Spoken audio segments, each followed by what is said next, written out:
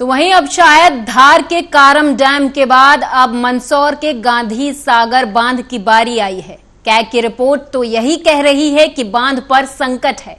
2019 में आई भीषण बाढ़ ने बांध को काफी नुकसान पहुंचाया है। कैग की रिपोर्ट के बाद प्रशासन सतर्क हो गया और सर्वे के लिए 10 टीमें बना दी गई। अगर बांध पर आंच आई तो इसके कारण करीब 40 लाख की आबादी खतरे में पड़ जाएगी। एमपी के मंदसौर में जब चंबल नदी पर बना गांधी सागर बांध कैग की रिपोर्ट में आया तो रिपोर्ट खतरे के निशान पर बताई जा रही है। तो मैं ये स्पष्ट कर दूं कि जिस रिपोर्ट की आप बात कर रहे हैं उस रिपोर्ट में गांधी सागर जलाशय को लेके जो प्रतिवेदन प्राप्त हुआ है उसमें बहुत छोटी छोटी खामियों का उल्लेख किया गया है।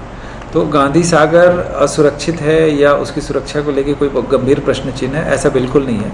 चूँकि 1962 में ये डैम जो है कमीशन हुआ था तो निश्चित तौर पे उस समय की तकनीक और आज की तकनीक में ज़मीन आसमान का अंतर है। और जो टेक्निकल कमेटी थी उसने कुछ अपने रिकमेंडेशंस दिए थे, जिसमें पिछले दिनों हमने गांधी सागर के ऑफिसर्स के साथ समीक्षा की थी और लगभग सारी रिकमेंडेशंस पे या तो काम हो चुका है या काम चल रहा है। तो मैं ये स्पष्ट कर दूं कि जिस रिपोर्ट की आप बात कर रहे हैं उस रिपोर्ट में गांधी सागर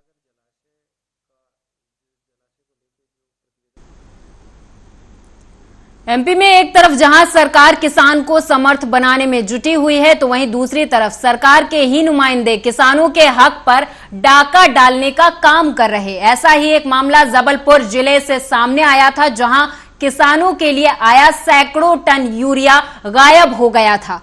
सहकारी समितियों में जाने वाला यूरिया कहां गया किसी को मालूम नहीं। अब अधिकारी इस मामले में जांच पड़ताल की बात तो कर रहे थे, लेकिन आज जब सीएम शिवराज के आदेश सख्त हुए तो अधिकारियों ने गायब यूरिया ढूंढ निकाला।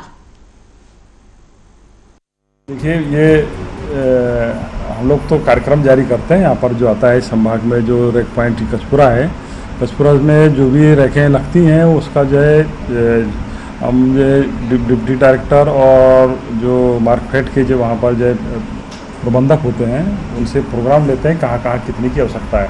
उसके अनुसार जो है जो रेखें लगती हैं उसकी क्वांटिटी को जो है डबल लाख वाइज उसको डिस्ट्रीब्यूट कर देते हैं और मटेरियल वैसा जाता रहता है। और यदि कोई क्वांटिटी नहीं आती है तो वो सूचना हमको वहाँ के जो डबल लाख के इंचार्ज होते हैं उनसे ही आती है, तब पता लगता है कि किस कंपनी का जो है मटेरियल कम गया ज़्यादा गया। तो हम लोगों ने 25 तारीख को यहाँ का कार्यक्रम जारी कर दिया था।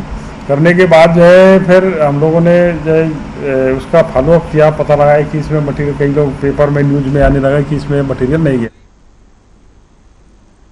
तो वहीं प्रदेश के कई जिलों में ईओडब्ल्यू द्वारा लगातार छापेमारी की जा रही। इस बीच जबलपुर में ईओडब्ल्यू ने the board of education church of north India के चेयरमैन बिशप पीसी सिंह के कई ठिकानों पर छापामार कार्रवाई की है।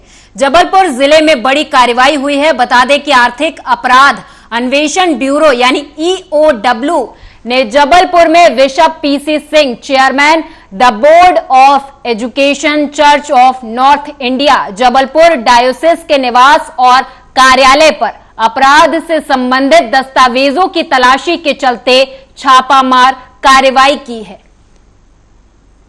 2015 में एक शिकायत प्राप्त हुई थी कि जो यहाँ का the board of education church of north India Jabalpur है, इनके द्वारा शैक्षणिक संस्थाओं को जो फीस की राशि और अन्य राशियाँ प्राप्त होती हैं उसका बड़ी मात्रा में अन्य धार्मिक संस्थाओं में और व्यक्तिगत उपयोग में दुर्विनियोग किया जा रहा है।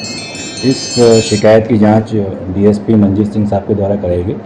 उनके द्वारा जांच में ये पाया गया है कि वर्ष 2003-04 से लेकर वर्ष 2011-12 के बीच में लगभग 2 करोड़ 70 लाख रुपए का इस तरह का ट्रांसफ़र हुआ है जो अवैधानिक था। प्रथम दृष्टया इसमें जो साक्ष्य प्राप्त हुए उसके आधार पर प्रकरण पंजीबद्ध किया गया, प्रकरण की विवेचना की गई और चूँकि ये वर्ष 2015 से लगातार इसमें जांच हो रही थी, सारी शैक्षणिक संस्थाएं लगभग इन्हीं के नियंत्रणाधीन हैं, इसलिए इनकी जानकारियों को प्राप्त करने में काफ़ी